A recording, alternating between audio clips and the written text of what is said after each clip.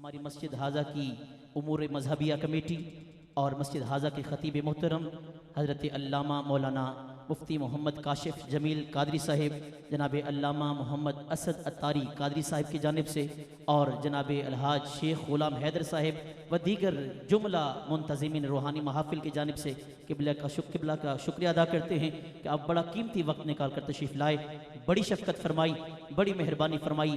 آئیے ایک شعر پیش کر کے دعوت سخن پیش کروں گا کہ نہ جانے کون سی دولت ہے تیرے لہجے میں کہ تو بولتا ہے تو دل خرید لیتا ہے۔ اور ایک اور اجازت ہو تو ایک اور شعر ذہن میں آ رہا ہے، حضرت کا حسن دیکھ کر کہ تیری صورت سے نہیں ملتی کسی کی صورت۔ فاطمی لال ہے نا، فاطمی لال، سید کی نشانی یہ کہ سید سونا ہوتا ہے۔ تیری صورت سے نہیں ملتی کسی کی صورت، ہم جہاں میں تیری تصویر لیے پھرتے ہیں۔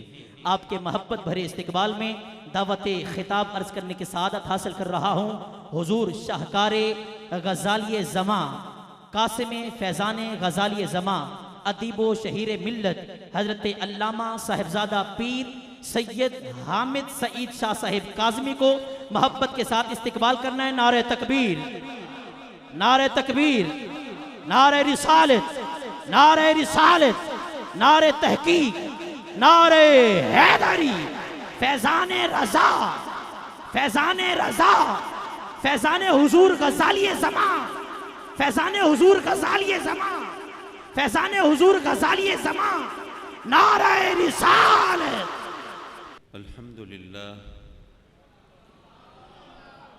الحمدللہ رب العالمین والعاقبۃ للمتقین والصلاة والسلام علی سید الانبیاء والمرسلین وعلی آلہ وصحبہ اجمعین، اما بعد فاعوذ باللہ من الشیطان الرجیم، بسم اللہ الرحمن الرحیم۔ الا ان اولیاء اللہ لا خوف علیہم ولا هم يحزنون الذین آمنوا وكانوا يتقون۔ صدق اللہ مولانا العلی العظیم وصدق رسولہ النبی الامین، ونحن علی ذلک لمن الشاہدین والشاکرین، والحمد للہ رب العالمین۔ فاضل جلیل، عالم نبیل، محترم مفتی محمد کاشف صاحب جمیل قادری دامت برکاتہم العالیہ، اور حضرت مولانا مفتی محمد عارف ستار صاحب القادری، اور میرے مہربان و کرم فرما محترم جناب شیخ غلام حیدر صاحب، اور ذی وقار و ذی احتشام علماء کرام، مہمانان گرامی اور مکرم و معزز حاضرین محفل، ماہ محرم الحرام ہے اور گلی گلی کوچے کوچے میں محافل ذکر حسین سجی ہیں، اور ہم سب کی سعادتوں کی معراج ہے، خوش بختی کی علامت ہے کہ ہم بھی الحمدللہ جھولیاں بھرنے کے لیے محفل سجائے بیٹھے ہیں۔ چونکہ یہ 10 روزہ پروگرام ہوتا ہے، مختلف مقررین اور خطباء تشریف لاتے ہیں، اگر ایک ہی عنوان تمام خطباء کو، واعظین کو، مقررین کو دیا جائے تو گمان ہوتا ہے کہ تکرار ہوگی، اعادہ ہوگا، وہی باتیں دہرائی جائیں گی۔ اس لیے آپ کی رہبری اور رہنمائی کے لیے منتظمین ہم لوگوں کو موضوعات دے دیتے ہیں، اس کے پس منظر میں ہم اپنے لیے راہ عمل متعین کر سکیں اور اپنے عقیدے کی اصلاح کر سکیں۔ یقیناً میں اپنی گفتگو کے اختتام پر بارگاہ حسینیت میں غلامی کا خراج ضرور ادا کروں گا، لیکن مجھے گفتگو کا عنوان صوفیہ کی تعلیمات کے پس منظر میں اصلاح معاشرہ کے حوالے سے کہا گیا ہے۔ حضرات مکرم، رب کائنات نے اپنے ولیوں کی شان کس انداز سے بیان فرمائی؟ میرا انداز بیان تھوڑا سا مختلف ہے، ورنہ آیتیں وہی ہیں، حدیثیں وہی ہیں، میں نیا قرآن اور نئی حدیثیں تو نہیں لا سکتا۔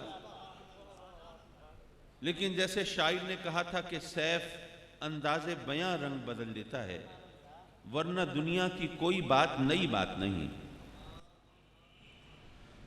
رب کائنات نے حرف تنبیہ ارشاد فرمایا، الا، خبردار۔ خبردار کر کے کیا فرمایا؟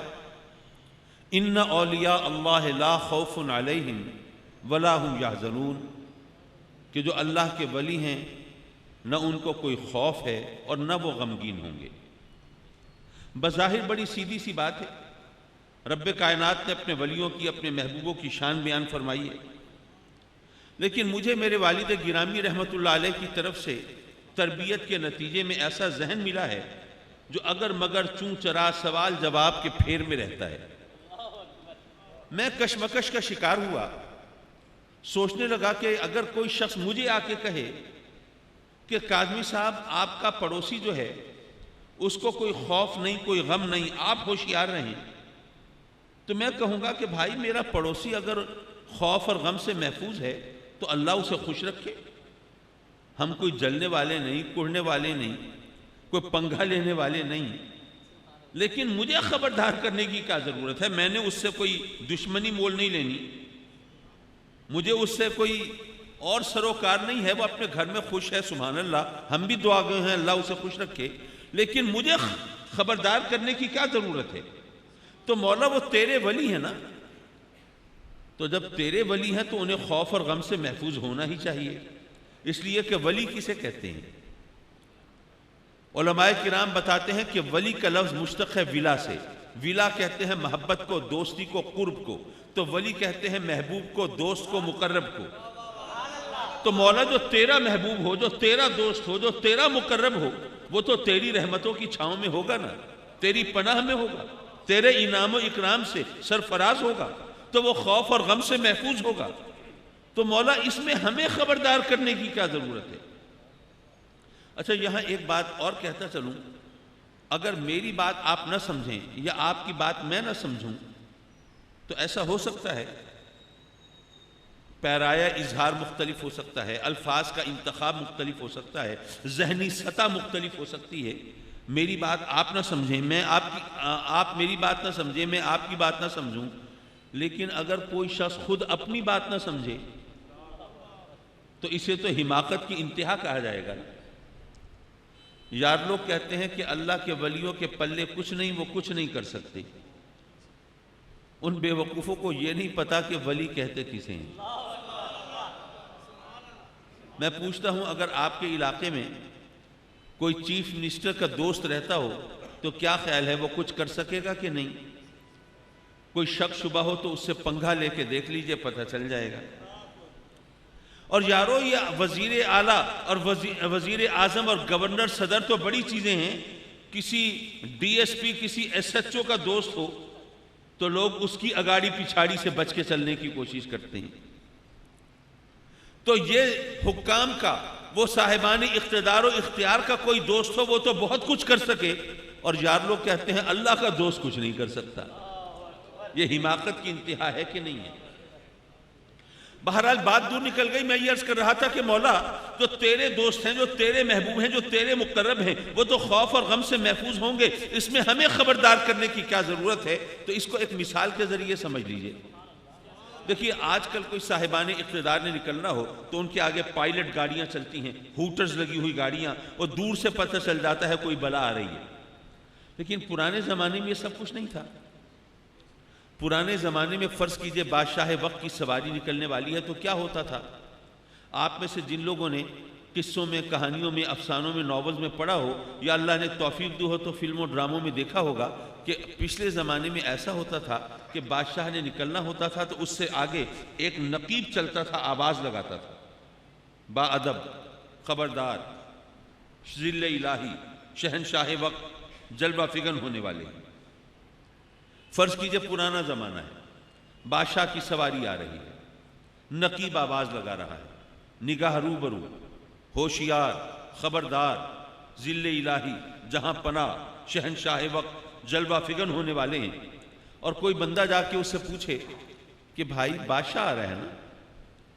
تو بادشاہ تو رعایا کی جان و مال کا محافظ ہوتا ہے، عزت و آبرو کا محافظ ہوتا ہے۔ اچھا، پہلے زمانے میں بادشاہ ایسے ہی ہوتے تھے۔ اگر آج آپ کو یہ بات سمجھ نہ آ رہی ہو تو معذرت۔ بہرحال فرض کیجئے کہ کسی نے جا کے نقیب سے سوال کیا کہ جی شہنشاہ وقت آ رہا ہے، بادشاہ آ رہا ہے، رعایا کی جان و مال کا محافظ آ رہا ہے، تو کوئی چور ڈاکو لٹیرا تو نہیں آ رہا کہ ہم اپنا مال بچا لیں؟ کوئی خونی قاتل اور دہشت گرد تو نہیں آ رہا کہ جان بچائیں؟ بادشاہ آ رہا ہے، رعایا کی جان و مال، عزت آبرو کا محافظ آ رہا ہے، تو خبردار کیوں کر رہے ہو؟ تو اگر کسی نے یہ سوال کیا ہوگا تو نقیب نے جواب دیا ہوگا کہ ارے بے وقوف، تجھے اس لیے خبردار نہیں کر رہے کہ کوئی چور ڈاکو قاتل لٹیرا کوئی خونی دہشت گرد آ رہا ہے، جان اور مال بچانے کی فکر کر۔ خبردار اس لیے کیا جا رہا ہے کہ شہنشاہ وقت کی سواری آ رہی ہے۔ اگر تجھے پتہ نہ ہوا، تو بے خبری میں مارا گیا، تیری زبان سے کوئی ایسا جملہ نکل گیا، تجھ سے کوئی ایسی حرکت سرزد ہو گئی کہ بادشاہ کو غصہ آ گیا، تو نے اس کے قہر و غضب کو دعوت دے دی، تو تیرا کیا بنے گا؟ تو بے خبری میں مارا جائے گا نا۔ اس لیے تجھے خبردار کر رہے ہیں کہ شہنشاہ وقت کی سواری آ رہی ہے، ذرا اپنی زبان پر، اپنی نگاہ پر، اپنی حرکات و سکنات پر ذرا قابو رکھنا، تاکہ شہنشاہ وقت کے قہر و غضب کا نشانہ نہ بن جائے۔ بلا تشبیہ و بلا تمثیل عرض کرتا ہوں کہ رب کائنات بھی اپنے بندوں کو خبردار کر رہا ہے، میرے بندوں یہ میرے ولی ہیں، یہ خوف اور غم سے محفوظ ہیں، یہ میری امان میں ہے، میری پناہ میں ہے، لیکن اگر تم نے ان کو ڈرانے کی کوشش کی یا دکھ دینے کی کوشش کی تو تمہارا حشر کیا ہوگا، ذرا اس سے خبردار رہنا۔ اچھا، اور بات ہے سمجھنے کی۔ اللہ نے فرمایا ان کو نہ کوئی خوف نہ کوئی غم۔ اگر آپ غور فرمائیں تو خوف اور غم میں فرق ہے تو صرف زمانے کا ہے۔ آنے والا زمانہ ہو تو اس کا خوف ہوتا ہے، گزرا ہوا زمانہ ہو تو غم ہوتا ہے۔ جب امام عالی مقام کربلا کی طرف تشریف لے جا رہے تھے تو اس وقت کچھ صحابہ کرام انہوں نے روکا تھا، ان کو اندیشہ تھا، خوف تھا، یزید نہ جانے کیا کرے، لیکن امام عالی مقام تشریف لے گئے۔ اب کربلا کا سانحہ روپذیر ہو چکا، اب وہ وقت گزر چکا، تو آج کسی خوف کا ذکر نہیں ہوتا، غم حسین منایا جاتا ہے۔ زمانہ آنے والا ہو تو خوف ہوتا ہے، گزرا ہوا ہو تو غم ہوتا ہے۔ الیکشن ہونے والے ہیں تو الیکشن لڑنے والوں کو خوف ہے کہیں ہار نہ جائیں، الیکشن ہو چکے تو جو ہار گئے ان کو غم ہے کہ ہار گئے۔ امتحان ہونے والے ہیں، امتحان دینے والوں کو خوف ہے کہیں ناکام نہ ہو جائیں، فیل نہ ہو جائیں۔ امتحان گزر گئے تو جو فیل ہو گئے ان کو غم ہے کہ فیل ہو گئے۔ تو خوف اور غم میں فرق ہے زمانے کا۔ آنے والا زمانہ ہو اس کا خوف، گزرا ہوا زمانہ ہو اس کو غم، اس کا غم۔ اور اللہ فرماتا ہے میرے ولیوں کو نہ کوئی خوف ہے نہ وہ غمگین ہوں گے۔ اگر میں اس بات کو اپنے لفظوں میں بیان کرنا چاہوں تو یوں عرض کرنے کی جسارت کروں گا کہ رب کائنات نے گویا یہ فرمایا، اے میرے بندو یہ میرے ولی ہیں، آنے والا زمانہ آتا رہے، ان کو خوف زدہ نہیں کر سکتا، گزرنے والا زمانہ گزر جائے ان کو غمگین نہیں کر سکتا۔ ارے میرے ولی وہ ہیں جن کا زمانہ کچھ نہیں بگاڑ سکتا، تمہاری اوقات کیا ہے؟ نعرہ تکبیر، نعرہ رسالت، نعرہ رسالت، عظمت و شان مصطفیٰ، عظمت و شان اولیاء۔ اس لیے تم ذرا خبردار رہنا، ہوشیار رہنا۔ جب ولی کی یہ شان ہو تو ظاہر ہے صحابہ کرام نے پوچھنا تھا کہ آقا ہم ولیوں کو پہچانیں گے کیسے؟ رب کائنات کلام قدیم میں، قرآن مجید میں، اس صحیفہ ہدایت میں ولیوں کی یہ عظمت، یہ شان، یہ مقام، یہ رفت، یہ بیان فرمائے تو سوال ہوگا نا آقا کریم کیسے پہچانیں گے؟ فرمایا الذین اذا رؤوا ذکر اللہ، اللہ کے ولی وہ ہوتے ہیں جن کو دیکھنے سے اللہ یاد آ جاتا ہے۔ اچھا، اس حدیث کو قرآن کی ایک آیت سے ملائیں تو مفہوم اور معنی کے نئے انداز سامنے آتے ہیں۔ قرآن مجید میں رب کائنات فرماتا ہے وَمَن يُعَظِّمْ شَعَائِرَ اللَّهِ فَإِنَّهَا مِن تَقْوَى الْقُلُوبِ۔ یہ علماء بیان کرتے ہیں کہ شاعر جمع ہے شعیرہ کی، اور شعیرہ کہتے ہیں نشانی کو۔ جو اللہ کے شاعر کی تعظیم کرتے ہیں، یعنی اللہ فرماتا ہے کہ جو اللہ کی نشانیوں کی تعظیم کرتے ہیں وہ دل کے تقوی کی وجہ سے کرتے ہیں۔ اچھا، میں کسی کو متقی سمجھوں، مجھے غلط فہمی ہو سکتی ہے، آپ کسی کو متقی سمجھیں، آپ کو بھی کوئی خوش فہمی ہو سکتی ہے، لوگوں کو بھیس بدلنا آ گیا ہے۔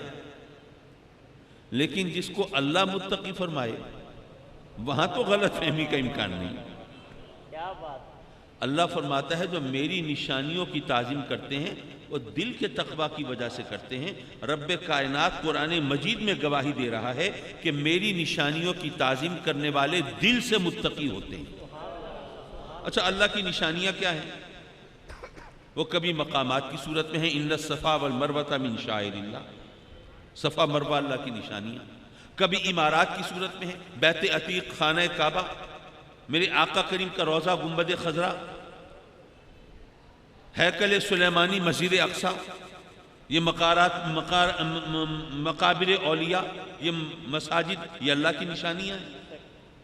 کبھی اللہ کی نشانیاں اللہ کے نبیوں رسولوں کی اور اللہ کے ولیوں کی صورت میں ہوتی ہیں۔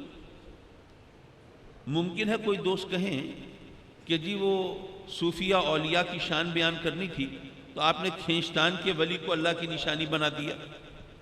بھئی نبی اور رسول اللہ کی نشانی ہے، بات سمجھ میں آتی ہے، انہیں اللہ نے بھیجا ہے، وہ آ کر معجزہ دکھاتے ہیں، لوگوں کو بلاتے ہیں راہ ہدایت پر، وہ اللہ کی نشانیاں لوگوں کے سامنے رکھتے ہیں، لوگ کلمہ پڑھتے ہیں، ایمان لاتے ہیں، القا بگوش اسلام ہوتے ہیں۔ لیکن آپ نے جو کہہ دیا کہ ولی اللہ کی نشانی ہے، اس کی کیا دلیل ہے؟ میں عرض کروں گا کہ پہلے یہ بتائیے نشانی کہتے کسے ہیں؟ میرے بارے میں لوگ کہتے ہیں یہ حضور غزالی زماں کی نشانی ہے۔ اسی طرح آپ کا کوئی عزیز دنیا سے رخصت ہو جائے، ان کے بچوں کو کہتے ہیں یہ اس کی نشانی ہے، کہتے ہیں نا؟ یا کسی بزرگ کا کوئی ادارہ ہو تو اس کے بارے میں کہا جاتا ہے یہ ان بزرگ کی نشانی ہے۔ دراصل نشانی وہ ہوتی ہے جس کو دیکھ کر نشانی والا یاد آ جائے۔ وہ ایک گھسا پیٹا پرانا لطیفہ ہے، اب تو کہیے کہ اس لطیفے کی داڑھی بھی سفید ہو گئی ہے، کہ دو دوست بیٹھے ہیں، ایک دوسرے سے کہتا ہے بھائی اپنی انگوٹھی تو مجھے دے دو۔ وہ کہتا ہے کیوں دے دوں بھائی؟ کہتا ہے یار یہ آپ کی نشانی ہوگی نا میرے پاس۔ تو دوست کہتا ہے بھائی انگوٹھی تو میں نہیں دے رہا، لیکن فکر نہ کرو، جب بھی تم خالی انگلی دیکھو گے میں یاد آ جاؤں گا۔ تو نشانی وہ ہوتی ہے جس کو دیکھ کر نشانی والا یاد آ جائے، اور آقا کریم فرماتے ہیں کہ ولی وہ ہے جس کو دیکھ کر اللہ یاد آ جائے۔ تو یارو کسی مفتی اور مولوی کی بات نہیں ہے، زبان رسالت گواہی دے رہی ہے کہ اللہ کے ولی اللہ کی نشانی ہوتے ہیں۔ یہ میرے آقا کریم کا فرمان ہے، اللہ کے ولی اللہ کی نشانی ہوتے ہیں۔ اور آیت یہ کہتی ہے جو اللہ کی نشانیوں کی تعظیم کرے وہ دل کے تقوی کی وجہ سے کرتا ہے، یعنی دل سے متقی ہوتا ہے۔ اللہ جن کو متقی فرما رہا ہے وہ کون ہیں؟ کیا وہ ولی ہیں؟ نہیں، ولی تو اللہ کی نشانی ہے، یہ اللہ کی نشانیوں کی تعظیم کرنے والے ہیں۔ یہ قرآن ہے نا، میں اپنی طرف سے تو کوئی ہیر پھیر نہیں کر رہا، کوئی آگے پیچھے نہیں جوڑ رہا۔ رب کائنات فرماتا ہے جو اللہ کے ولیوں کی تعظیم کریں، جو ان سے رشتہ جوڑیں، جو ان کا دامن پکڑیں، جو ان سے عقیدت و محبت رکھیں۔ ارے قرآن میں رب کائنات گواہی دے رہا ہے کہ وہ دل سے متقی ہوتے ہیں۔ جب ان سے محبت کرنے والے، ان کی تعظیم کرنے والے، رب کائنات ان کے تقوی کی گواہی دے رہا ہے تو خود ولیوں کی شان کیا ہوگی؟ لیکن حضرت بایزید بستامی رضی اللہ تعالیٰ عنہ نے ایک بڑی عجیب بات کہی۔ فرماتے ہیں کہ اللہ کو پہچاننا آسان ہے، اللہ کے ولی کو پہچاننا مشکل ہے۔ اچھا، یہ بات حضرت بایزید بستامی فرما رہے ہیں، حضرت منصور حلاج نہیں فرما رہے۔ بایزید بستامی فرما رہے ہیں تو یقیناً وہ شریعت کی کسوٹی پہ پرکھ کر کہہ رہے ہیں، وہ شریعت کے ترازو میں تول کر کہہ رہے ہیں۔ لیکن بظاہر بات عجیب ہوتی ہے کہ بایزید بستامی جیسی ہستی، کیا انہوں نے ولیوں کی شان کو اللہ سے بڑھا دیا کہ اللہ کو پہچاننا آسان اور ولی کو پہچاننا مشکل؟ میں عرض کروں گا ذرا سمجھنے کی کوشش کیجئے. اب وہ اس بیچارے کا انتقال ہو گیا، لیکن اگر عالم چنا زندہ ہوتا اور اس محفل میں ہوتا تو کیا اس کو پہچاننا بہت مشکل ہوتا؟ آسان ہوتا. اچھا، اس محفل میں اگر کوئی انگریز آیا ہوا ہو اور آپ اسے ڈھونڈنا چاہیں تو کیا بہت مشکل ہوگا؟ اچھا، آپ نے شاید دیکھا ہو جاپان کے اندر وہ پہلوان، سومو پہلوان، وہ موٹے ہوتے ہیں، کہیں رکھ دیا جائے تو شاید ہل نہ سکیں. تو اگر یہاں کوئی سومو پہلوان بیٹھا ہو تو کیا اسے پہچاننا مشکل ہوگا؟ نہیں. پتہ یہ چلا کہ جس جیسا دوسرا کوئی نہ ہو اسے پہچاننا آسان ہوتا ہے. نعرہ تکبیر، نعرہ رسالت، نعرہ رسالت، نعرہ تحقیق، نعرہ حیدری، نعرہ حیدری. علماء اہل سنت، مشائخ اہل سنت. جس جیسا دوسرا کوئی نہ ہو اسے پہچاننا آسان ہوتا ہے. اب بتائیے اللہ جیسا کوئی اور ہے تو پھر اسے پہچاننا تو آسان ہوا نا. لیکن اللہ کے ولی تو بظاہر عام انسانوں جیسے ہوتے ہیں، اب ان کو پہچانے تو کیسے پہچانے؟ یارو یہ مشکل آسان فرمائی خود رب کائنات نے اور قرآن مجید میں. اور اگر کوئی اللہ کی بتائی ہوئی پہچان کو فراموش کرے تو نقصان تو اٹھائے گا. جہاں رب کائنات نے اپنے ولیوں کی شان بیان فرمائی، الا ان اولیاء اللہ لا خوف علیہم ولا هم یحزنون، پھر پہچان بتائی الذین آمنوا وکانوا یتقون. ولی کون ہیں؟ وہ صاحب ایمان ہوں گے. کوئی بد عقیدہ شخص ولی نہیں ہو سکتا. ہوا میں اڑ کے دکھا دے ولی نہیں ہو سکتا. پانی پہ چل کے دکھا دے ولی نہیں ہو سکتا. ورنہ تو ہندو سادھوؤں اور جوگیوں کو بھی لوگ ولی مانتے پھرتے. تو یہ پہلی پہچان رب کائنات نے بتائی الذین آمنوا، وہ لوگ جو صاحب ایمان ہے، ایمان لانے والے. اگر ایمان میں کوئی کسر ہو تو ان کو آپ ولی سمجھیں تو پھر آپ کا اپنا قصور ہے. اور دوسری پہچان کیا بتائی؟ وَكَانُوا يَتَّقُونَ، اور وہ جو صاحب تقوی ہوتے ہیں. اگر کوئی تقوی کے مرتبے سے گرا ہوا ہو، لنگر تو یہاں کھائے، نماز مدینے میں پڑھے، شریعت کی پاسداری نہ کرے، حلال حرام کا امتیاز اٹھا دے، لوگوں کو کہتا پھرے کہ یار یہ ساری باتیں مولویوں کی ہیں، ہم اللہ والے اس سے بے نیاز ہوتے ہیں. نہیں، یہ قرآن میں رب کائنات بتا رہا ہے کہ وہ ولی نہیں ہو سکتا. ولی وہ ہیں جو ایمان اور تقوی کے معیار پہ پورا اترے. اچھا، اصلاح معاشرہ کی طرف ہم 2 قدم چلتے ہیں، لیکن یہاں ایک سوال کا جواب دیتا چلوں. کچھ لوگ کہتے ہیں یار یہ جو درود و سلام پڑھنے والے، پیر و فقیروں کو ماننے والے اور سرکار کی غلامی پر ناز کرنے والے، یا رسول اللہ کے نعرے لگانے والے، یہ بھی بڑے عجیب بے وقوف لوگ ہوتے ہیں. روز اخبار میں خبریں آئی ہوئی ہوتی ہیں، جعلی پیروں نے اندھیر مچایا ہوا ہے. کہیں زیورات دگنے کرنے کے بہانے زیورات لے کے چمپت ہو گئے، کہیں مال لوٹ لیا، کہیں عزتوں پہ ڈاکہ ڈال دیا. اور یہ سنی پھر بھی پیروں فقیروں کے پیچھے پڑے ہوتے ہیں، آستانوں پہ پہنچے ہوئے ہوتے ہیں. پتہ نہیں ان کو کیا ہے، اتنی بات سمجھ نہیں آتی کہ دیکھو یہ پیروں فقیروں نے یہ حشر کیا ہوا. اچھا، پہلی بات تو میں یہ کہوں گا کہ جو میری ایج گروپ کے لوگ ہیں، ذرا بڑی عمر کے لوگ ہیں، ان کو یاد ہوگا کہ ہمارے بچپن میں ٹھگوں کے لطیفے بہت مشہور ہوتے تھے.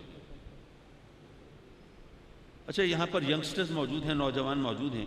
آج کل ماشاءاللہ وہ میگزینز، رسالے، ڈائجسٹ وغیرہ ہوتے ہیں، ان کے اندر لطیفے بھی بہت چھپتے ہیں. آج کل کوئی ٹھگوں کے لطیفے پڑھتے ہیں آپ؟ آج کل نہیں آتے. کیا ٹھگ مر گئے ہیں؟ زندہ ہیں. ان کے لطیفے کیوں نہیں آتے؟ اس لیے کہ اب انہوں نے پیر کہلانا شروع کر دیا ہے. یارو وہ پیر تو پیر ہوتا ہے، جعلی پیر کیا مطلب؟ وہ جعلی پیر جو ہے در حقیقت وہ ٹھگ ہیں. ارے ان کے چہرے بے نقاب کرو اور لوگوں کو بتاؤ اور دنیا کے سامنے ان کو لاؤ کہ یہ ٹھگ ہیں. یہ بھیس بدل کے، پیروں فقیروں کا بھیس بدل کے ان کو بدنام کرتے پھرتے ہیں، پیر نہیں ہیں. لیکن سوال اپنی جگہ، کیونکہ کوئی کہہ دے گا کہ جناب آپ نے ان کو پیری ماننے سے انکار کر دیا، یہ تو کوئی بات نہ بنی. ساری دنیا کہتی ہے وہ جعلی پیر ہے، انہوں نے یہ اندھیر مچایا ہوا ہے، آپ پھر بھی جناب ان کے پیچھے پڑے ہوئے ہیں. تو چلیے ایک اور انداز سے سمجھ لیجیے. اگر اخبار میں خبریں چھپتی ہیں کہ جعلی پیروں نے اندھیر مچایا ہوا ہے، تو کبھی ایسی خبریں بھی تو چھپتی ہیں کہ آج کل جعلی کرنسی بہت چل رہی ہے. کوئی جعلی نوٹ چھاپنے کا پریس پکڑا گیا ہے، جعلی نوٹ پھیلانے والے گروہ کے افراد وہ گرفتار ہوئے ہیں، خبریں آتی ہیں کہ نہیں؟ کبھی ایسی کوئی خبر آئے کہ آج کل فیک کرنسی جعلی نوٹ بہت زیادہ سرکولیٹ کر رہے ہیں مارکیٹ میں، تو کبھی کسی نے کہا ہے کہ بھائی آج کل جعلی نوٹ بہت چل رہے ہیں، نوٹوں کا لین دین بند کر دو یار، کہیں پھنس جاؤ گے؟ کبھی کہا کسی نے؟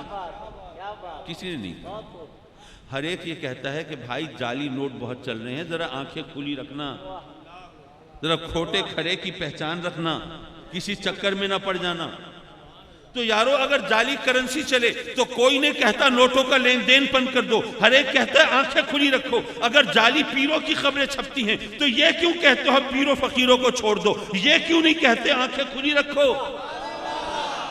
نعرہ تکبیر، نعرہ رسالت، علماء اہل سنت، مشائخ اہل سنت۔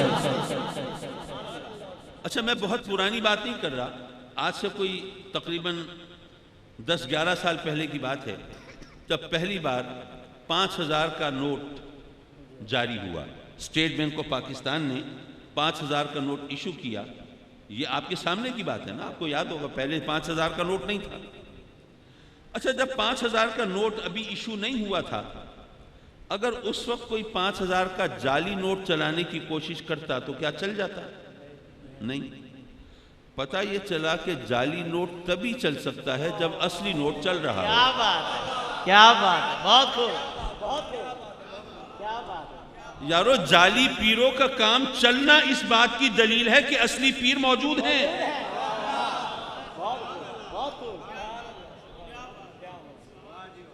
حضرات محترم، اب وہ جو اصلی پیر جو ہوتے ہیں نا، ان کی پھر بات کا مفہوم سمجھنا یہ بھی ہر ایک کے بس کی بات نہیں ہوتی۔ حضرت قبلہ پیر جماعت علی شاہ صاحب رحمۃ اللہ علیہ،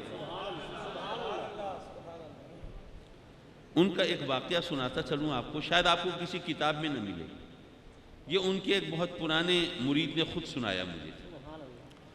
کہنے لگا کہ ایک دفعہ وہ جا رہے تھے اور میں یعنی وہ سنانے والا ان کا مرید کہہ رہا ہے میں ان کے ساتھ تھا۔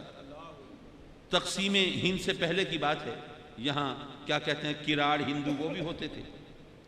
تو ایک ہندو عورت وہ آ کے اس نے ان کے قدموں پہ سر رکھا اور پیر جماعت علی شاہ صاحب نے اس کو روکا نہیں۔ تو وہ بندہ بڑا حیران ہوا، کیونکہ وہ جانتا تھا کہ پیر جماعت علی شاہ صاحب تو کبھی شریعت کے خلاف بات برداشت نہیں فرماتے۔ تو وہ بڑا حیران کہ یہ عورت اس نے قدموں پہ سر رکھ دیا ہے اور آپ نے منع نہیں کیا، یہ کیا ماجرا ہے؟ تو ان سے پوچھ لیا کہ حضرت آپ نے اس کو منع کیوں نہیں کیا؟ تو آپ نے فرمایا بات یہ ہے کہ جن بتوں کے آگے یہ جھکتے ہیں نا، ان سے تو میں بہت اچھا ہوں۔ کیا بات، کیا بات، کیا بات، بہت خوب، بہت خوب، کیا بات۔ اچھا، جو اللہ والے ہوتے ہیں وہ ایک دوسرے کی ٹانگ نہیں کھینچتے۔ آج کل ماشاءاللہ ہم اہل سنت کا جو حال ہے، ہوئے تم دوست جس کے دشمن اس کا آسماں کیوں ہو، ہمیں کسی مخالف اور دشمن کی اب ضرورت ہی نہیں ہے، ہم خود ہی بہت کافی ہیں ایک دوسرے کے لیے۔ لیکن جو اللہ والے ہوتے ہیں ان کی شان اور ہوتی ہے۔ ایک دفعہ حضور محبوب الہی نظام الدین اولیاء رضی اللہ تعالیٰ عنہ کا ایک مرید حاضر خدمت ہوا۔ کہنے لگا کہ حضرت ہم آپ کی خدمت میں حاضر ہوتے ہیں تو ہر آنے والے کو کوئی پیس آف فروٹ، کوئی پھل کا ٹکڑا، کوئی روٹی، کوئی اور کچھ نہ صحیح تو ایک گھونٹ پانی اسے ضرور پیش کیا جاتا ہے، کچھ نہ کچھ تواضع اس کی ضرور کی جاتی ہے۔ تو ضروری تو ہی نہیں کہ ہر آنے والا بھوکا ہو، پیاسا ہو، تو اس اہتمام کی، اس تکلف کی کیا ضرورت ہے؟ تو آپ نے فرمایا کہ بات یہ ہے کہ میں نے آقا کریم کی ایک حدیث سنی ہے، فرماتے ہیں کہ اگر کوئی شخص کسی سے ملنے جائے اور جس کے پاس ملنے کے لیے جائے وہ اس کی کوئی خاطر تواضع نہ کرے تو گویا وہ آنے والا کسی زندہ شخص کے پاس نہیں آیا تھا، کسی مردے کے پاس آیا تھا، ورنہ کچھ تو اس کی میزبانی ہوتی۔ تو مرید سن کے اس نے بڑی تعریف کی، حضرت یہ تو واقعی بہت بڑی بات ہے اور آپ حدیث کا اتنا اہتمام کرتے ہیں، اتنا اہتمام کرتے ہیں ماشاءاللہ، لیکن ایک صاحب ہیں آپ ان کا بڑا احترام کرتے ہیں اور ان کو پتہ نہیں کیا کیا ان کا مقام بیان فرماتے ہیں۔ شاہ رخ نے عالم ملتانی آئے ہوئے ہیں، یہاں پہ اتنے مہینے سے ڈیرے ڈالے ہوئے ہیں، اپنا ایک آستانہ بھی بنایا ہوا ہے۔ تو وہاں پر کوئی جائے تو ضروری نہیں کہ اس کی میزبانی ہو، کبھی کچھ پیش کر دیا جاتا ہے، کبھی نہیں بھی کیا جاتا۔ تو آپ تو اتنا اہتمام کرتے ہیں، اور جن کی آپ اتنی قدر و منزلت کرتے ہیں وہ کچھ بھی نہیں کرتے۔ اب کوئی مجھ جیسا ہوتا تو اپنی تعریف اور توصیف کے ڈونگرے برسانے کا موقع تلاش کر لیتا، ہاں بھی ٹھیک ہے وہ نہیں کرتے، ہمیں تو اللہ نے توفیق بخشی، نہ جانے کس کس انداز سے اللہ رحم کرے۔ لیکن حضور محبوب الہی نے کیا جواب عطا فرمایا؟ فرمایا کہ دیکھو بھئی، ہم بیچاروں کی تو یہی اوقات ہے، یہی حیثیت ہے کہ کوئی آئے تو اسے کوئی روٹی کا ٹکڑا، کوئی پانی کا گھونٹ، کوئی پھل فروٹ، کوئی چیز پیش کر دیں۔ لیکن حضرت شاہ رخ نے عالم ملتانی کو اللہ نے بڑا مقام دیا ہے، وہ بسا اوقات آنے والے کی حیثیت دیکھ کے اسے روحانی لقمے عطا فرما دیتے ہیں۔ حضرات مکرم، یہ جو اللہ کے ولی ہیں، یہ ان تعلیمات کو جو آقا کریم سے ملتی ہیں ان کو پرسونیفائی کر کے، ان کو مجسم کر کے دکھا دیتے ہیں۔ ورنہ یہاں پر آج کل تو ہم یہی کہتے ہیں نا کہ یار اب کیسے ممکن ہے آج سے 1500 سال پہلے جو تعلیمات دی گئی تھیں آج ان پر عمل کرنا؟ اب یہ زمانہ بدل گیا ہے، وہ چیزیں بدل گئی ہیں، پتہ نہیں یہ مولوی لوگ پیچھے پڑے رہتے ہیں، نہیں جناب وہ چیزیں اختیار کرو، یہ کیسے ممکن ہے؟ اور مزے کی بات یہ ہے کہ دنیا کے اندر وہ ممالک جو ترقی کے زینے طے کر رہے ہیں ان میں وہی چیزیں اپنائی جاتی ہیں، وہ ترقی کر رہے ہیں۔ ہم یہاں فخر سے کہتے ہیں نا کہ دیکھیے جناب وہ جو ترقی یافتہ ممالک ہیں، اگر آپ یورپ میں جائیں، امریکہ میں جائیں، آسٹریلیا، جاپان وغیرہ میں جائیں، وہاں پر قانون کی بالادستی کا عالم یہ ہے کہ اگر کوئی وزیر ہو، وہ بھی اگر کوئی غلط پارکنگ کر دے اسے بھی ٹکٹ مل جاتا ہے، اس پر بھی جرمانہ ہو جاتا ہے، اس کو کوئی ایگزیمپشن نہیں دی جاتی، اور جناب ہر ایک قانون کے دائرے میں برابر ہوتا ہے۔ اگر امریکہ کے صدر کے خلاف کوئی کارروائی ہو تو اس کو بھی عدالت میں پیش ہونا پڑتا ہے، یہ وہ فلاں فلاں، یہ تمام باتیں بیان کرتے ہیں۔ یارو یہی باتیں جب ہم کہتے ہیں کہ خلفائے راشدین نے انصاف کا کس طرح بول بالا کیا ہے، اور حضرت سیدنا عمر فاروق وہ کس طرح عدالت میں پیش ہوئے اور قاضی کے سامنے کس طرح کھڑے رہے، ہم یہ باتیں کریں تو تم کہتے ہو کہ 1500 سال پرانی باتیں مثال کے طور پر پیش کرتے ہو۔ ارے انہی مثالوں کو کافروں نے اپنایا ہے، وہ ترقی کر رہے ہیں۔ ارے تم تو مسلمان ہو، اگر تم اپناؤ تو دنیا بھی تمہاری ہے، آخرت بھی تمہاری ہے۔ نعرہ تکبیر، نعرہ رسالت، نعرہ رسالت، نعرہ تحقیق، نعرہ حیدری، نعرہ غوثیہ۔ دیکھیے فرض کیجئے آپ کسی دفتر میں جاب کرتے ہیں اور آپ کی چیئر، آپ کا جو باس ہے، امیڈیٹ باس جو آپ کا افسر ہے، اس کے بالکل سامنے ہے، آپ اس کی نگاہ میں ہیں، اور آپ کو بتایا گیا کہ آپ کا یہ افسر جو ہے یہ فلاں چیز سے منع کرتا ہے، روکتا ہے، یہ کام نہیں کرنا، تو ظاہر ہے کہ آپ ان کاموں سے گریز کریں گے، اور اگر کرنا بھی چاہیں گے تو نظر بچا کے کریں گے۔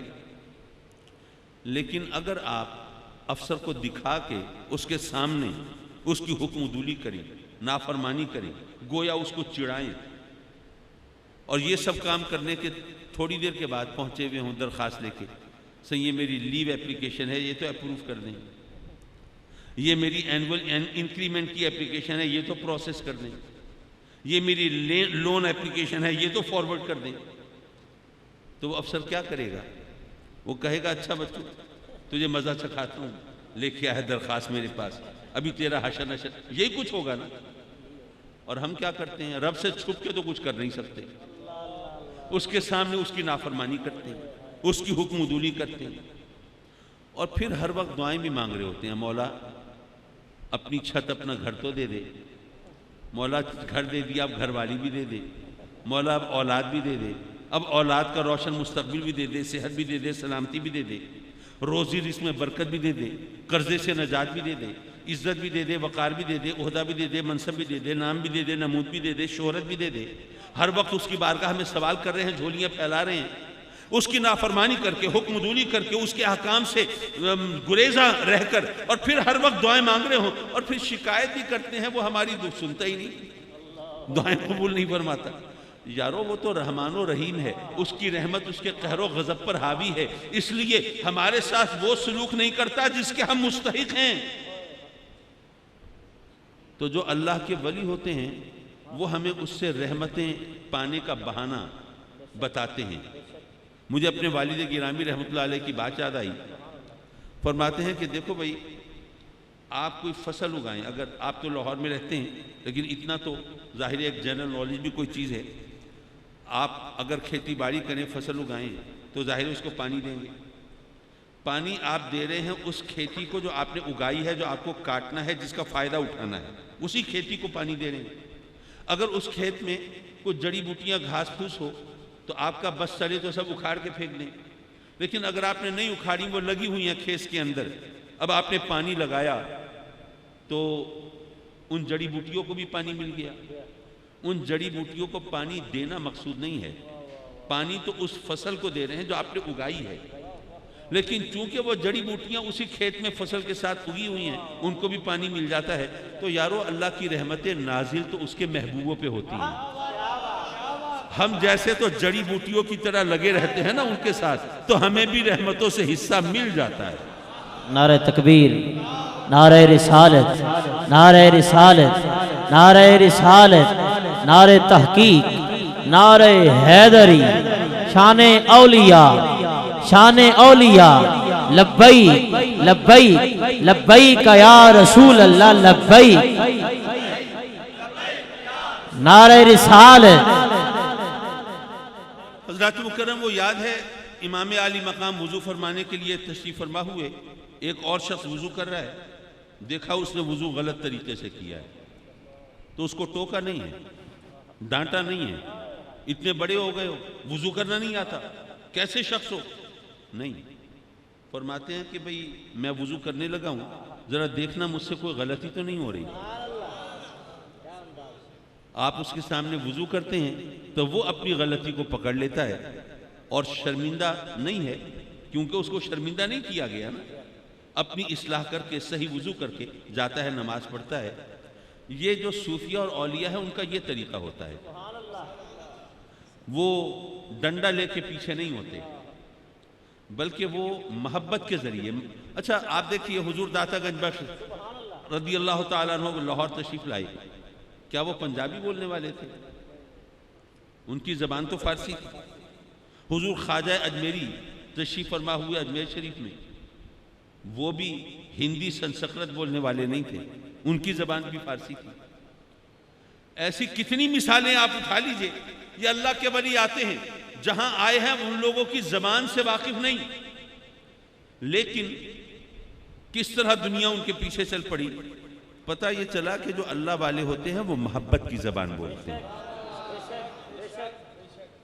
وہ لوگوں کو غصہ نہیں دلاتے، ان پر تنقید نہیں کرتے، ان پہ فتوے نہیں لگاتے، بلکہ ان کی اصلاح کے لیے وہ راستہ اختیار کرتے. اب دیکھیے نا، آج تک ہم اس بحث میں الجھے رہتے ہیں کہ جناب یہ قوالی جائز ہے یا نہیں ہے. اب میں یہاں فتوے دینے کے لیے نہیں بیٹھا، لیکن حضور خواجہ اجمیری جب تشریف فرما ہوئے تو انہوں نے دیکھا کہ موسیقی جو ہے وہ ہندو مت میں مذہبی اس کا مقام ہے، اور مندروں کے اندر بھگوان کے سامنے، پروہت کے سامنے، پجاریوں کے سامنے رقص بھی ہوتا ہے اور جناب وہ موسیقی بھی ہوتی ہے، یہ گانا بجانا بھی ہوتا ہے. تو انہوں نے یہ دیکھا کہ اگر میں نے فوراً ہی یہ کہہ دیا کہ نہیں یہ تو سب شریعت کے خلاف ہے، یہ حرام ہے، ناجائز ہے، تو یہ جتنے بے شمار لوگ ہیں یہ تو سب بھاگ جائیں گے.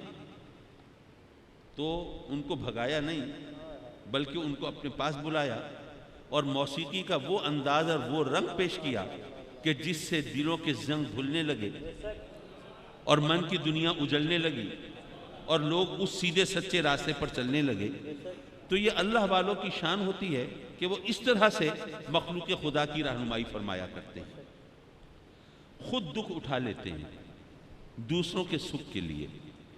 ان کا ایثار، ان کی قربانی، ان کی سرفروشی، ان کی جانثاری وہ مشعل راہ ہوتی ہے. وہ اس لیے کہ وہ اوروں کو نصیحت اور خود میاں فضیحت کا آئینہ نہیں ہوتے. وہ جو کچھ کہتے ہیں وہ عمل کر کے دکھاتے ہیں اور اپنا پیغام عمل کے ذریعے پہنچاتے ہیں. بے شک محافل واعظ سجانا یہ بھی صوفیہ کا طریقہ رہا ہے. حضور غوث پاک رضی اللہ تعالیٰ عنہ جہاں ان کی کرامات بیان کی جاتی ہیں، علماء کو یہ بھی بتانا چاہیے کہ وہ محافل واعظ سجایا کرتے تھے اور ایک ایک محفل میں ان کے بسا اوقات 50 ہزار افراد سے زیادہ لوگ ہوا کرتے تھے. اور یہ اس زمانے کی بات ہے جب آپ کے مقابلے میں آبادی کتنی ہوگی ذرا سوچئے. آج کے دور میں آپ کوئی 50 ہزار کا جلسہ کر لیں تو اسے جناب ہائٹ آف اچیومنٹ کہیں گے، ہماری بہت بڑی کامیابی ہے۔ اور اس زمانے میں جب دنیا کی آبادی آج کے مقابلے میں 100 گنا سے زیادہ کم ہوگی، اس وقت 50,000 کا اجتماع کیا بات ہوگی۔ آپ وہاں پر واعظ فرمایا کرتے تھے، خطاب فرمایا کرتے تھے، نصیحت کیا کرتے تھے۔ میں یہ بات اس لیے بتا رہا ہوں کہ واعظ و نصیحت صرف علماء کا کام نہیں ہے، یہ اولیاء کا کام بھی ہے۔ حضرات محترم، وہ اپنے عمل کے ذریعے، اپنے قول کے ذریعے۔ اچھا، یہاں پہ مجھے ایک بات اور یاد آئی۔ ایک تو مشکل یہ ہے، مجھے آپ سے اجازت پا کے ملتان پہنچنا ہے۔ آپ تو ابھی یہیں اپنے گھروں کو چلے جائیں گے، مجھے ملتان پہنچنا ہے، لیکن بات ذہن میں آئی تو کہتا چلوں۔ ملتان کی بات ہے تو اسی حوالے سے ذکر کروں گا۔ میں 93 کی بات ہے، انڈونیشیا گیا، وہاں کے علماء سے ملاقات ہوئی۔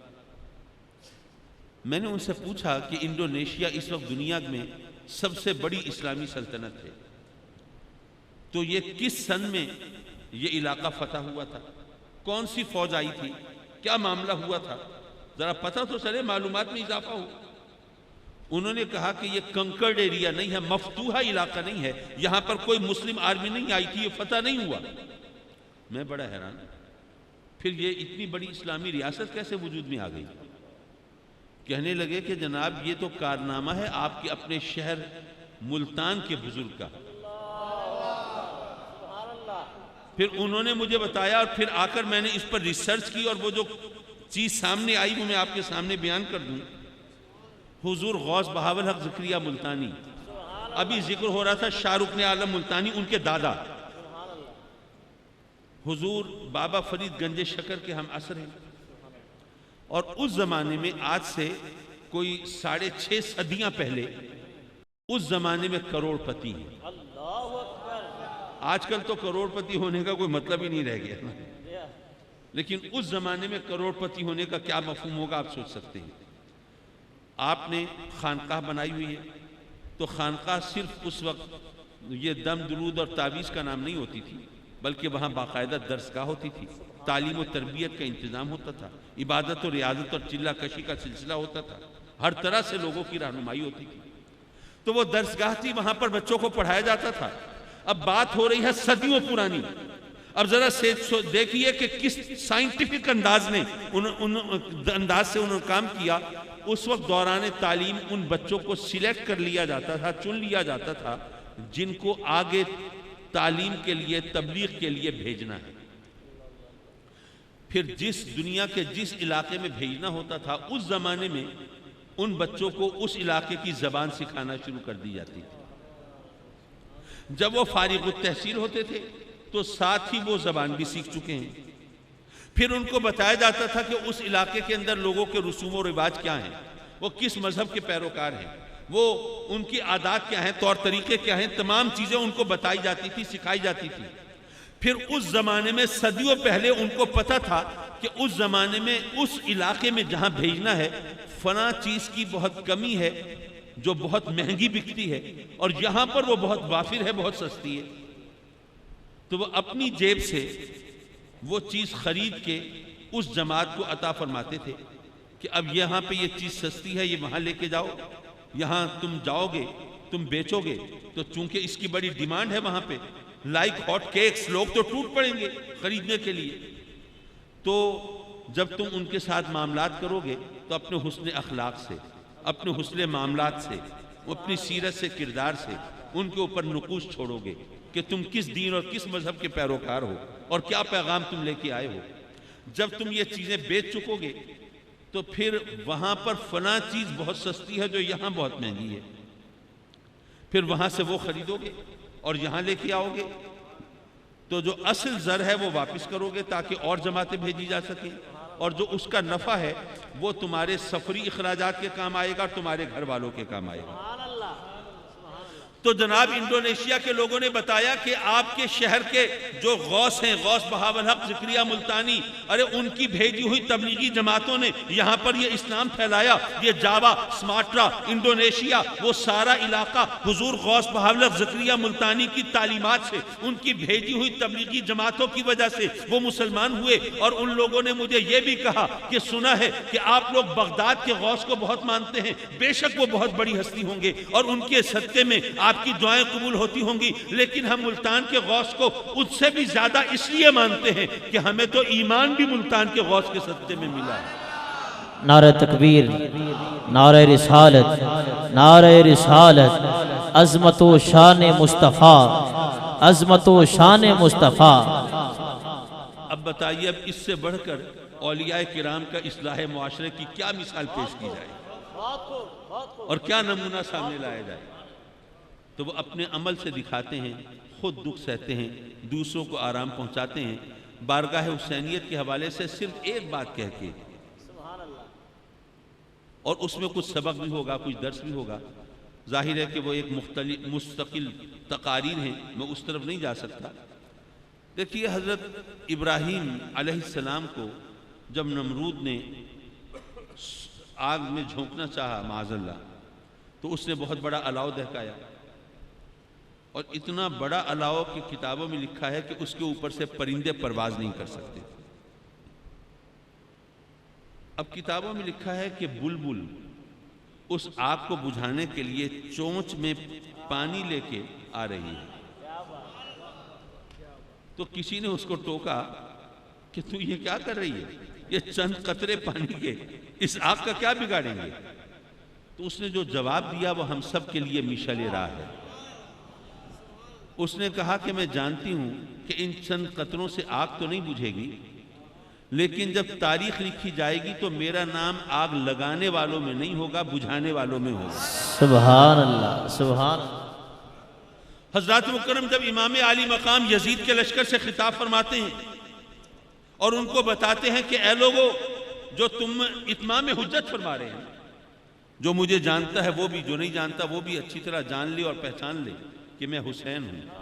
میرے بابا شیر خدا ہیں، میری ماں فاطمۃ الزہرا ہیں، میرے نانا رسول اللہ ہیں. میرے بھائی حسن کو اور مجھے میرے نانا نے جنت کے نوجوانوں کا سردار کہا.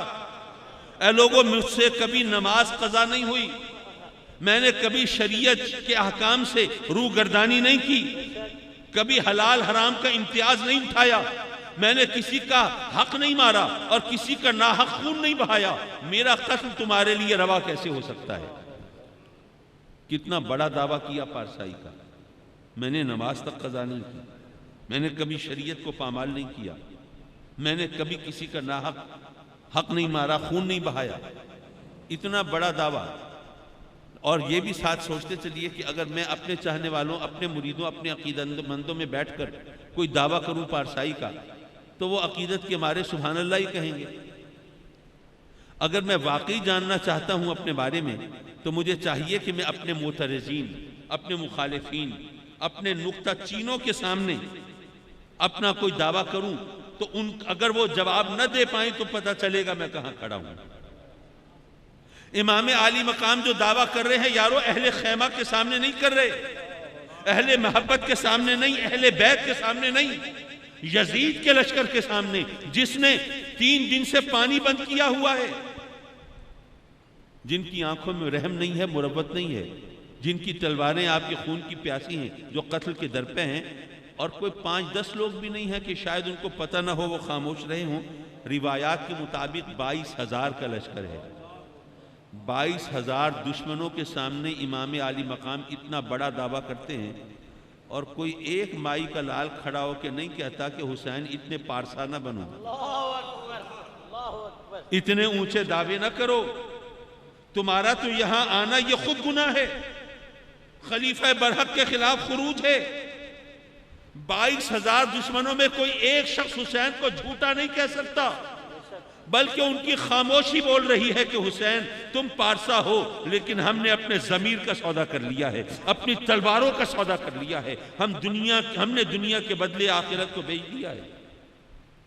اس وقت جب امام عالی مقام یہ فرماتے ہیں تو یزید کے لشکر سے ہر نکلتا ہے، یزید کے لشکر سے آ رہا ہے، اس کو عسکری قوت کی بھی پتہ ہے، کمپیریزن کا بھی اندازہ ہے، کہاں 72 ہیں، کہاں 22,000 ہیں، کہاں اسلحہ ہے، کہاں پہ کر و فر ہے، طمطراق ہے، شان شوکت ہے، کہاں پر یہ ظاہری طور پر طاقت کا غلبہ ہے، اور کہاں پر وہ 72 نفوس ہیں جن کے اندر وہ بچے بھی ہیں، بوڑھے بھی ہیں۔ حضرات مکرم اس کے باوجود ہر نکل کے امام عالی مقام کی طرف جا رہا ہے۔ وہ دراصل بلبل کی کہانی دہرا رہا ہے کہ کل جب مورخ لکھے گا تو مجھے یزیدی شمار نہیں کرے گا، حسینی شمار کرے گا۔ حسینیت حسینیت حسینیت حسینیت، نعرہ رسالت۔ یارو ہم بھی حسینی کہلانے والے ہیں،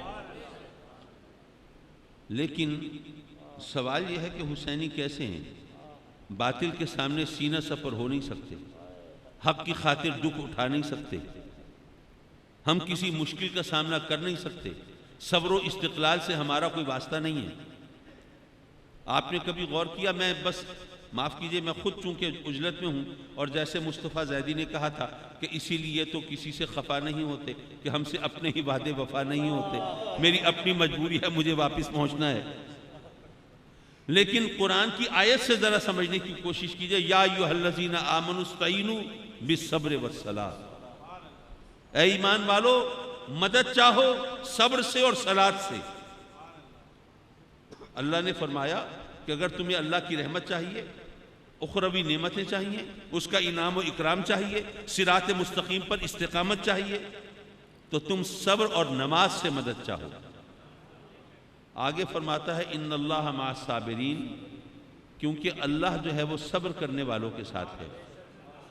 مولا یہ عجیب بات ہے، پہلے تو نے فرمایا کہ مدد چاہو صبر سے اور نماز سے، تو فصاحت کلام کا تقاضا تو یہ تھا، تو فرماتا کہ مدد چاہو صبر سے اور نماز سے، کیونکہ اللہ صبر کرنے والوں اور نماز پڑھنے والوں کے ساتھ ہے۔ اور ویسے بھی نماز کا جتنا حکم دیا ہے قرآن نے، کسی اور کام کا نہیں دیا، لیکن اس مقام پر آخر نماز کا ذکر حذف کیوں کر دیا گیا، گول کیوں کر دیا؟ پہلے کہا کہ اللہ صبر کرنے والوں نے فرمایا کہ مدد چاہو صبر سے اور نماز سے، پھر یہ نہیں فرمایا کہ اللہ صبر کرنے والوں اور نماز پڑھنے والوں کے ساتھ ہے، فرمایا کہ اللہ صبر کرنے والوں کے ساتھ ہے۔ اور ذرا آگے چلیں اگر 2-3 آیتیں تو وَبَشِّرِ الصَّابِرِينَ، وہاں پر بھی بشارت ہے تو صبر کرنے والوں کے لیے ہے۔ میں سوچنے لگا کہ یہ بظاہر یہاں پہ کلام و بیان کی روانی مجروح ہوتی دکھائی دیتی ہے، اور قرآن جو فصاحت و بلاغت کا شاہکار ہے وہاں پر یہ سکم کچھ سمجھ میں نہیں آتا، لیکن جو بات میں نے سمجھی وہ آپ کی خدمت میں عرض کروں، آپ سے اجازت چاہوں۔ مجھے ایسا لگتا ہے، میں فتویٰ نہیں دے رہا، میں پہلے عرض کر دوں، اب فتویٰ نہیں دے رہا، میں صرف اپنے ذوق کا اظہار کر رہا ہوں۔ میری اس رائے سے کوئی اختلاف کر سکتا ہے، بجا طور پہ کر سکتا ہے۔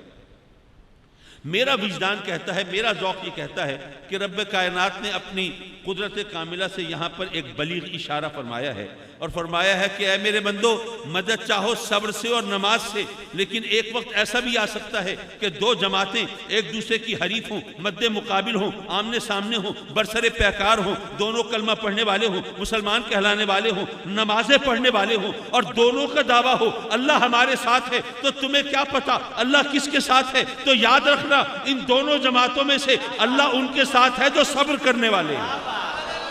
نعرہ تکبیر، نعرہ رسالت، نعرہ رسالت، فیضان حضور غزالی زمان، فیضان حضور غزالی زمان، فیضان حضور غزالی زمان۔